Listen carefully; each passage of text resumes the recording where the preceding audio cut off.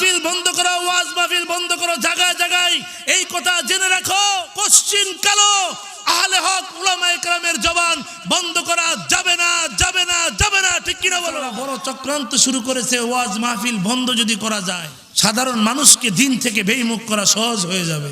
আজ দেখলাম মমিন শাহীতে 19 জন বক্তাকে নিষিদ্ধ করা হয়েছে। 19 বক্তা মমিন শাহীতে আলোচনা করতে পারবে না।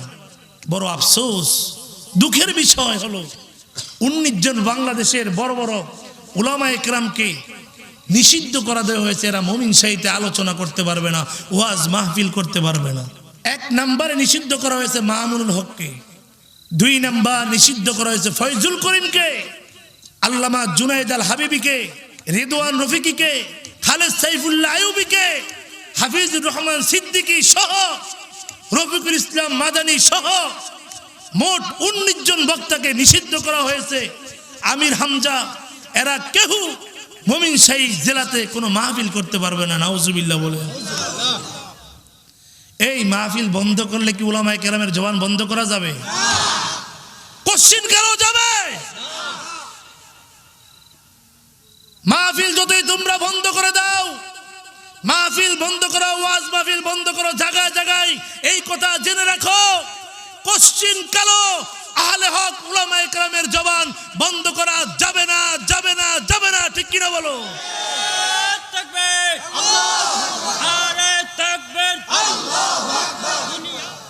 ভাইরা আমার,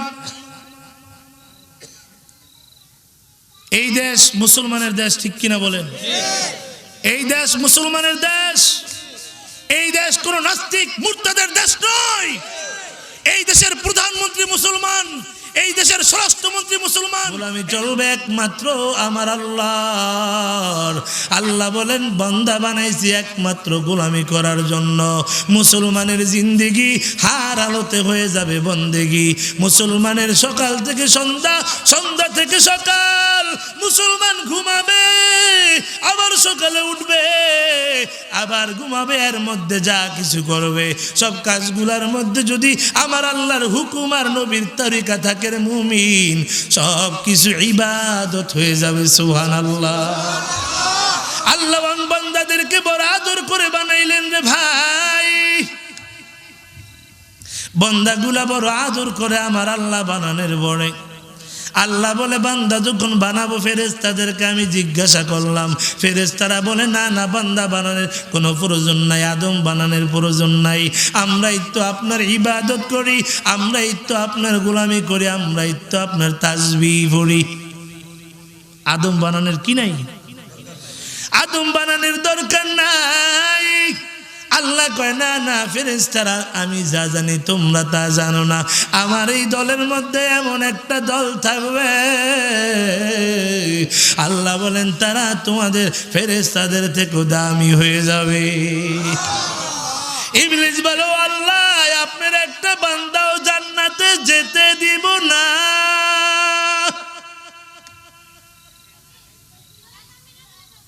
ইবলিস আল্লাহর সাথে চ্যালেঞ্জ করে একটা বান্দাকেও জান্নাতে যেতে দিবে না। আল্লাহ ডাক দেখেন, ইবলিস আমার বান্দাদের মধ্যে এমন কিছু পাগল বান্দা বান্দিরা আছে, আমার বান্দাদের মধ্যে এমন কিছু পাগল বান্দা বান্দিরা আছে, আমার বান্দা বান্দির মধ্যে এমন কিছু আমার পাগল আছে। তুই তাদেরকে ধোঁকা দেওয়া তো দূরের কথা রে ইবলিস, তুই তাদের কাছেও কোনোদিন যেতে পারবি না। সুবহানাল্লাহ। ইবলিস তারপরে কয় ধোঁকা দিব আল্লাহ, একটা বান্দাও জান্নাতে যেতে দিব না। আমার আল্লাহ ডাক ডাকে, ইবলিস আমার বান্দাগুলারে তুই যদি ধোঁকা দিতে দিতে 60 বছর 70 বছর 80 বছর, আমার বান্দা বান্দিরে 60 বছর 70 বছর 80 বছর ধোঁকা দেওয়ার পর, ধোঁকা দিতে দিতে দিতে দিতে যদি জাহান্নামের কিনারায় নিয়ে যাও, দরজার মধ্যে নিয়ে যাও, ওখানে যাওয়ার পরে আমার বান্দারা ওই জাহান্নামের দরজায় দাঁড়ায় আমাকে যদি আল্লাহ বলে একটা ডাক দেয়, ওই জায়গায় দাঁড়িয়ে যদি আমার বান্দা বান্দিরা আমাকে আল্লাহ বলে একটা ডাক দেয়, আমি আল্লাহ সঙ্গে সঙ্গে আমার বান্দা বান্দির জীবনের সব গুনাহগুলা মাফ করে দিব।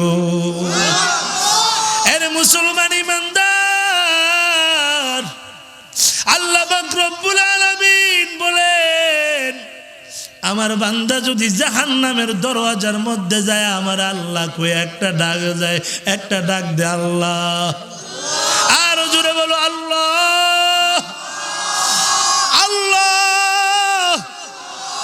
বলে আমার বান্দা বান্দিরা যদি আল্লাহ কই একটা ডাক দেয় গো, আমি আল্লাহ বান্দার সব গুনাহ মাফ করে দিব। ভাইরা আমার, পয়গম্বর মুসা পয়গম্বর, বৃষ্টি নাই বৃষ্টি নাই বৃষ্টি নাই, বৃষ্টির জন্য ময়দানে উম্মতদেরকে নিয়ে দোয়া করতেছেন। যত দোয়া করে বৃষ্টি নাই, আল্লাহ তাআলা জানে দে ওরে মুসা, যত দোয়া করো বৃষ্টি দেওয়া হবে না, বৃষ্টি দেওয়া হবে না। তুমি যাদেরকে নিয়ে দোয়া করো এই দলের মধ্যে একটা জিনাকার আছে। পয়গম্বর মুসার মেজাজ বড় গরম। পয়গম্বর মুসা ডাক দেখো জিনাকার, তাড়াতাড়ি বের হয়ে যা, তাড়াতাড়ি এই দলের মধ্য থেকে বের হয়ে যা। যদি না বের হও, আল্লাহ যদি নাম বলে দেয় তোমাকে এখান থেকে বের করে দেওয়া হবে। কেউ বের হইতেছে না। পয়গম্বর আবার ডাক দেখো জিনাকার, তাড়াতাড়ি এখান থেকে বের হয়ে যাও। যদি না বের হও, আল্লাহ তাআলা যদি নাম বলে দেয় বেইজ্জতির সাথে বের করে দেওয়া হবে। যে জিনা করছে সে জানে, আর জানে কে? জোরে কও এ যুবক, জোরে কও। ওই জিনাকার আল্লাহর দরবারে দিলে দিলে লাইন লাগাই দিছে, দয়ার মালিক ওগো আল্লাহ, আমি আজ 40 বছর পর্যন্ত জিনা করেছি, দুনিয়ার কেউ জানে না, জানে কে? ও আল্লাহ আপনি জানেন, আর কেউ জানে না রে আল্লাহ। আপনার নবী মুসাও জানে না আমি যে জিনা করছি আল্লাহ। এই ময়দানের কেউ জানে না। ও আল্লাহ আমি যে জিনা করছি ময়দানের কেউ জানে না রে আল্লাহ, একমাত্র জানেন আপনি রে মালিক। আর যদি এখান থেকে বের হয়ে যায় গো, সকল মানুষ জানবে আমি একটা জিনাকার। ও আল্লাহ কানতেও পারি না, চোখের পানি ফালাইতেও পারি না রে মালিক। চোখের পানি ফালাইলেও সবাই বুঝে ফেলবে আমি জিনাকার। এই বান্দা আল্লাহর সাথে এমন লাইন লাগাই দিছে রে ভাই। ও যুবক, এমনি ভাবে লাইন লাগাই দিছে, দিলে দিলে আল্লাহর কাছে খাঁটি তওবা করে ফেলছে। ওরে দয়ার মালিক, আর জীবনে জিনা করব না, কোনো গুনার কাজ আমি করব না আল্লাহ। ও আল্লাহ আপনি আজকের জন্য আমাকে আপনি মাফ করে দেন আল্লাহ। এইভাবে লাইন লাগে যখন আল্লাহর কাছে দিলে দিলে যখন তওবা করেছে রে ভাই, এই বান্দার তওবা আল্লাহর কাছে কবুল হইতে দেরি, সাথে সাথে আসমান থেকে বৃষ্টি পড়তে দেরি না। আল্লাহর নবী পয়গম্বর মুসা ডাক দেখো আল্লাহ আপনি বলছেন বৃষ্টি দিবেন না, আপনি না বলছেন বৃষ্টি দিবেন না। এখানে একজন জিনাখোর আছে, জিনাকার আছে, কেউ তো বের হইল না, এখন তো আপনি বৃষ্টি দিলেন, ব্যাপার কি? প্রশ্ন করেনি? কেউ তো বের হয় না, আপনি বলেছেন জিনাকার যদি না বের হয় বৃষ্টি দিবেন না। কেউ তো বের হয় না, বৃষ্টি কেন দিলেন আল্লাহ, কেন দিলেন? আল্লাহ ডাক দেখে রে মুসা,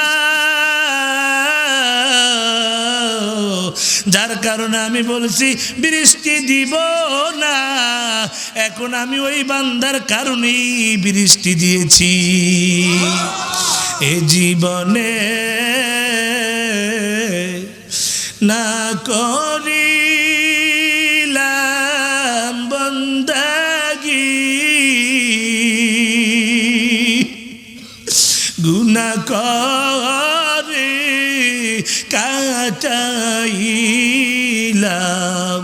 জিন্দগি আরে কাটাইলাম জিন্দগি তওবা করে আবার তওবা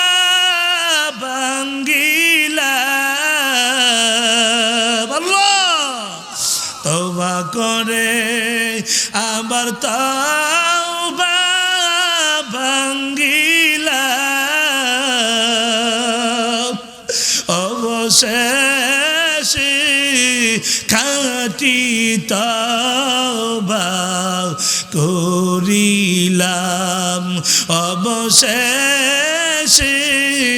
খাঁটি তওবা করিলাম জীবনে না করিলাম বন্দেগী গুনাহ করে কাটাইলাম জিন্দগি গুনাহ করে কাটাইলাম জিন্দগি আপনি যদি মাফ না করেন বান্দারে বলে না আপনার বান্দা যাবে কার কাছে বলে না আপনার বান্দা যাবে কার কাছে জীবনে না করিলাম বন্দেগী গুনাহ করে কাটাইলাম জিন্দগি গুনাহ করে কাটাইলাম জিন্দগি গুনাহ করেছি আর তো গুনাহ করব না গুনাহ করেছি আর তো গুনাহ করব না মাফ করে দেন ও গো আল্লাহ রব্বানা মাফ করে দেন ও গো আল্লাহ রব্বানা এ জীবনে না করিলাম বন্দেগী গুনাহ করে কাটাইলাম জিন্দগি গুনাহ করে কাটাইলাম জিন্দগি মুসলমান ইমানদার আল্লাহ রাব্বুল আলামিনের নবী জানায় দেয় কোন বান্দা যদি খাঁটি তওবা করে রে মুমিন ওই তওবার চূড়ান্ত ফল হলো জান্নাত সুবহানাল্লাহ চূড়ান্ত ফল কি মুসলমান ইমানদার কোন বান্দা যদি তওবা করে এই তওবার চূড়ান্ত ফল হলো জান্নাত আল্লাহ রাব্বুল আলামিন জানায় দেয় আমি মুমিনের জন্য যেমনি ভাবে জান্নাত বানাইছি কাফেরদের জন্য আমি জান্নাত বানায় রাখছি আল্লাহ পাক রব্বুল আলামিন কোরআনে কারীমের মধ্যে জানিয়ে দেন ইন্নাল্লাহা আশতারা মিনাল মুমিনিনা আনফুসাহুম ওয়া আমওয়ালাহুম বিআন্নাহুমুল জান্নাহ আল্লাহ রাব্বুল আলামিন বলেন আমি জান্নাত বিক্রি করে দিয়েছি মুমিনের জান আর মালের বিনিময় কিসের বিনিময় জোরে বলো আল্লাহ রাব্বুল আলামিন জানিয়ে দেন আমি জান্নাত বিক্রি করে দিয়েছি মুমিনের জান আর মালের বিনিময় আমি যেমনি ভাবে মুমিনের জন্য জান্নাত বানাইছি কাফেরদের জন্য বানাইছি এ নবীর উম্মতের দল আপনারা বলতে পারেন হুজুর আপনি বলেন কাফেরদের জন্য আল্লাহ জান্নাত বানাইছেন, আল্লাহ বলে আবু জাহেলের জন্য জান্নাত বানাইছি, ফেরাউনের জন্য জান্নাত বানাইছি। আল্লাহ রব্বুল আলামিন জানে দেন এই দুনিয়ার মধ্যে, এই এলাকার মধ্যে, এলাকার নাম কি, এই ফকিরখালী এলাকার মধ্যে যুবক এরকম মা বোনদের মধ্যে আছে, ভাইদের মধ্যে আছে, যুবকদের মধ্যে আছে, বৃদ্ধাদের মধ্যে আছে। আল্লাহ পাকের আসল ডিউটি পালন করার পরে ওভার ডিউটি পালন করে, আছে না নাই? এর যুবক দুনিয়ার কোন মালিকের যদি ডিউটি পালন করার পরে ওভার ডিউটি পালন করে মালিক বোনাস দেয়নি, মালিক বোনাসের ব্যবস্থা করে। আল্লাহ বলেন এই ফকিরখালী এলাকার মধ্যেও এমন মানুষ আছে যারা আমার ডিউটি পালন করার পরে ওভার ডিউটি পালন করে। আমার ডিউটি হলো 5 ওয়াক্ত নামাজ, তারপরও তারা নফল নামাজ পড়ে, তাহাজ্জুদ পড়ে, আছে না নাই? আমার ডিউটি হলো রমজানের রোজা, তারপরও তারা রোজা রাখে। এরকম হাজার হাজার মানুষ আছে না নাই? আল্লাহ বলে যারা ডিউটি পালন করার পর ওভার ডিউটি পালন করবে, আল্লাহ বলেন আমি তো তাদের জান্নাতগুলা তাদেরকে দিবই। আর ওই কাফের মুশরিকদের জান্নাতগুলা আমি আল্লাহ এই ওভার ডিউটি পালন করেনওয়ালা বান্দা বান্দীদেরকে আমি আল্লাহ বোনাস হিসাবে দান করে দিব। ভাই আল্লাহ বলেন জান্নাত বিক্রি করে দিয়েছি মুমিনের জান আর মালের বিনিময়ে। এরে মুসলমান ইমানদারের দল, আল্লাহ জান্নাত বিক্রি করে দিয়েছেন মুমিনের জান আর মালের বিনিময়ে, কিন্তু আল্লাহ আমাদেরকে জান্নাত দেন নাই, আর জান আর মালও আমাদের থেকে নেন নাই। জান্নাত আমাদেরকে আল্লাহ দিছে, কথা কয় না, দিছে নি? অনেকে কয় কোনটা আবার কই, আপনারা কেউ জান্নাত পাইছেন? হ্যাঁ, আর জান মাল আল্লাহ নিছে। ভাইরা আমার, আল্লাহ বলে জান্নাত বিক্রি করে দিয়েছি মুমিনের জান আর মালের বিনিময়ে, কিন্তু আল্লাহ জান্নাত দেন নাই, আর জান আর মালও আমাদের থেকে নেন নাই। যুবক বাজারে গেছে চাউল কেনার জন্য, চাউল কেনার জন্য দোকানদারওয়ালাকে যায় বলে, ও দোকানদারওয়ালা ভাই, 1 বস্তা চাউল আমাকে দাও। কত টাকা? কয় 2400 টাকা।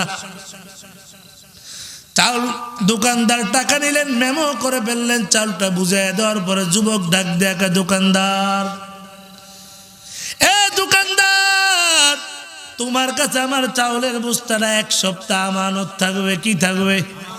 1 সপ্তাহ আমানত থাকবে রে যুবক। ও দোকানদার, 1 সপ্তাহ পরে আইসা আমি তোমার কাছ থেকে চাউলের বস্তাটা নিয়ে যাব। দোকানদার বড় চালাক, ডাক দেখো যুবক ভাই, আপনার কাছে একটা আবদার। কি আবদার? বলে আপনার কাছে একটা আবদার হলো, এই চাউলের বস্তাটা আপনি যেহেতু আমার কাছে 1 সপ্তাহ আমানত রেখে যাবেন, তাহলে আপনি যদি অনুমতি দেন আমি তো চাউলটা ব্যবহার করতে পারি। আপনি যদি অনুমতি দেন আমি চাউলটা ব্যবহার করতে পারি, 1 সপ্তাহ পরে আসলে আপনাকে একটা চাউলের বস্তা দিয়ে দিব। দোকানদারকে যুবক ডাক দেখো, দোকানদার, আমার এই চাউলের বস্তা তুমি ব্যবহার করতে পারবা, আমার কিছু শর্ত আছে। কি শর্ত? বলে এই চাউলটা তুমি কোনো বেনমাজিকে দিতে পারবা না, কোনো বেরোজদারিকে দিতে পারবা না, সুদখোরকে দিতে পারবা না, ঘুষখোরকে তুমি এই চাউলের বস্তাটা দিতে পারবা না। আমার শর্ত মাইনা যদি ব্যবহার করো আমার কোনো আপত্তি নাই, 1 সপ্তাহ পরে আইসা আমি চাউলের বস্তা নিয়ে যাব। আর আমার শর্ত যদি না মানা হয় 1 সপ্তাহ পরে এসে আমি আর চাউলের বস্তা নিব না, আমি আমার টাকাগুলা তোমার থেকে রিটার্ন নিয়ে যাব।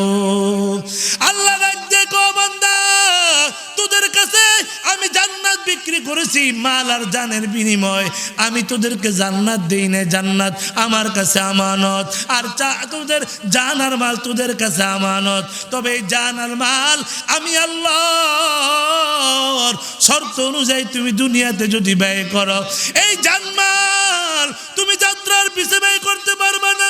তুমি এই জানমাল তুমি প্যাকেজের পিছনে ব্যয় করতে পারবা না, তুমি গানের পিছনে ব্যয় করতে পারবা না, এই জানমাল তুমি সুদের ভিতরে ব্যয় করতে পারবা না। এই জানমাল এক কথায় আমি আল্লাহর নবীর রাজি খুশির বাইরে ব্যয় করতে পারবা না। যদি আমি আল্লাহর হুকুম মেনে জানার মাল ব্যয় করে তুমি যদি দুনিয়া থেকে মরতে পারো, মরার সাথে সাথে আমি আল্লাহ তোমাকে জান্নাতুল ফেরদাউস দান করে দিব। আর যদি জানার মাল আমার হুকুমের বাইরে ব্যয় হয়, আমি আর এই জানমাল নিব না, তোমাকে আর আমি জান্নাত দিব না, তোমার জন্য চূড়ান্ত জাহান্নাম ঠিকানা, নাউজুবিল্লাহ। তাহলে তওবা করতে রাজি আসিনি? কথা কয় না।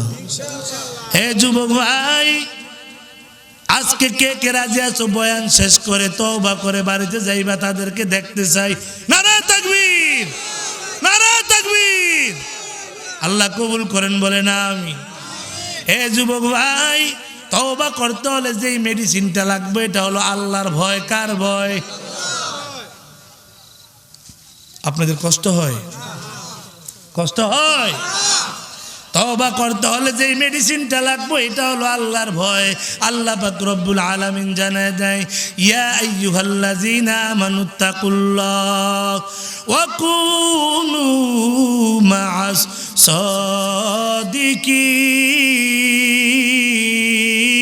সাদিকিন। আল্লাহ পাক রব্বুল আলামিন বলে, বান্দা তুই আমারে ভয় কর, আমারে ভয় কর, আমার ভয় অন্তরে ঢুকাও। আল্লাহ পাকের ভয় তওবা করতে হলে এক নাম্বারে হলো আমার আল্লাহর ভয় অন্তরে ঢুকাইতে হবে। ঠিক কিনা বলো? কার ভয়? জোরে বলো। এক লোক কয় আমি সাপেরে বড় ভয় পাই, সাপেরে বড় ভয় পাই। লোকটা সারাদিন কয় সাপেরে ভয় পাই, কিন্তু সাপ দেখলে এই লোকটা সবার আগে ধরে। আসলে এই লোকটা সাপেরে ভয় পায়? কথা কই না রে। আরেক লোক আমি সাপেরে ভয় পাই না, কিন্তু সাপ দেখলে এই এলাকার মধ্যে আর নাই। ঠিক না? এ যুবক, এই জমানার মধ্যে অনেক মুসলমান আছে মুনাফিক মার্কা মুসলমান, বলে আল্লাহরে বড় ভয় পাই, আল্লাহরে বড় ভয় পাই, আল্লাহরে বড় ভয় পাই, কিন্তু গুনার কাজ একটাও ছাড়ে না। আছে না নাই? কথা কয় না। আল্লাহরে বড় ভয় পাই, গুনার কাজ একটাও ছাড়ে না। আবার একদল তো এই দেশের মধ্যে একদল আছে, আবার এরা কয় আমরা হইলাম আশেকে রসুল। কি কথা কয় না? কি এরা? আশেকে রসুল। তা আমরা হইলাম আশেকে রসুল, আমরা নবীরে বড় মোহাব্বত করি, মোহাব্বত করি, মোহাব্বত করি। এ নবীর উম্মত, এরা বলে আমরা নবীকে বড় মোহাব্বত করি। আর যখন ওই ফ্রান্সের সরকার আমার নবীর ব্যঙ্গচিত্র করে করে সারা দুনিয়ার মুসলমানের কলিজার মধ্যে আঘাত করলো, সারা দুনিয়ার মুসলমান যখন রাস্তায় নেমে আসলে, মুসলমান সারা দুনিয়ার মুসলমান যখন রাস্তায় এই আশেক রাসূল দাবি করেনওয়ালা মুনাফিক বাটপার তখন ঘরে জিলাপি খায়। ঠিক কিনা বলো? তখন কই? ঘরের মধ্যে জিলাপি খায় এমন একদল মুনাফিক মার্কা মুসলমান এই সমাজও আছে না নাই? কথা বলেন, আছে না নাই? ভয় করতে হবে কাকে? আরো জোরে কও। আর কাউকে ভয় করা যাবে? জোরে বলা যাবে? একমাত্র আল্লাহকে ভয় করতে হবে। মুসলমান ইমানদার আল্লাহর ভয় অন্তরে ঢুকাইতে হবে, আর কাউকে ভয় করা যাবে না। মুসলমান আর কাউকে ভয় করেও করেনি। মুসলমান আর কাউকে ভয় করে না। মুসলমান আজ এমন একটা সময় এখানে বয়ান করতেছি, যেই সময়ের মধ্যে সারা দুনিয়ার বিধর্মীরা, সারা দুনিয়ার ইসলামের শত্রুরা এক প্ল্যাটফর্মে জমা হয়েছে কিভাবে ইসলাম এবং মুসলমানদেরকে দুনিয়া থেকে ধ্বংস করে দেওয়া যায়। ঠিক কিনা বলো? সারা দুনিয়া মুসলমানের শত্রুরা এক প্ল্যাটফর্মে ঐক্যবদ্ধ হয়েছে কিভাবে ইসলামকে দুনিয়া থেকে নিস্তেনাবুদ করে দেওয়া যায়। ঠিক কিনা বলো? আজ জায়গায় জায়গায় ওয়াজ মাহফিল বন্ধ। আমার 10 তারিখে প্রোগ্রাম ছিল সিলেট। আজ ওখান থেকে যুবক সংগঠনের উদ্যোগে মাহফিল। এই যুবকগুলা ফোন করে কান্না করে, হুজুর 10 তারিখে প্রশাসন মাহফিল করতে দিবে না রে হুজুর। যুবকদের চোখের পানি আমি দেখি নাই, কিন্তু কান্না করতেছে, বরদাস্ত করতে পারি নাই। এখানে মাহফিল বন্ধ, ওখানে মাহফিল বন্ধ। মাহফিলে কি আমরা মানুষকে গাঞ্জা খাওয়া শিখাই নাকি? কথা কন না, কি শিখানো হয়? এই মাহফিল যদি বাংলার জমিনে না থাকতো, এই মাহফিল যদি উলামায়ে কেরাম বাংলার জমিনে যদি মাহফিলের আয়োজন করে সাধারণ মুসলমানদেরকে, যুবকদেরকে যদি কোরআন আর হাদিসের আলোচনা, আল্লাহর ভয় ভীতি যদি না শুনাইতো, জাহান্নামের ভয় যদি না দেখাইতো, কোনো সরকারের দ্বারা সম্ভব না বাংলাদেশের শৃঙ্খলা বজায় রাখা। ঠিক কিনা বলো? এই মাহফিল যদি বাংলাদেশে না হইতো, তাহলে একটা মেয়েও রাস্তার মধ্যে ইজ্জত নিয়ে হাঁটতে পারতো না। ঠিক কিনা বলো? যদি প্রত্যেকটা মেয়ের পিছনে 2টা করে পুলিশ প্রশাসন দেওয়া হতো, তারপরও মেয়েগুলো ইজ্জত নিয়ে বাড়িতে যাইতে পারতো। কারণ আমরা দেখি অহরহর থানার মধ্যে ধর্ষণ হচ্ছে। ঠিক কিনা বলো? কারণ এই 2টা তো পুরুষ, এই 2টাও কি পুরুষ। এই দেশ এই সুশৃঙ্খল ভাবে চলার পিছনে সবচাইতে বেশি অবদান হলো উলামায়ে কেরামের। ঠিক কিনা বলো? আজ জায়গায় জায়গায় মাহফিল বন্ধ করে দেওয়া হচ্ছে।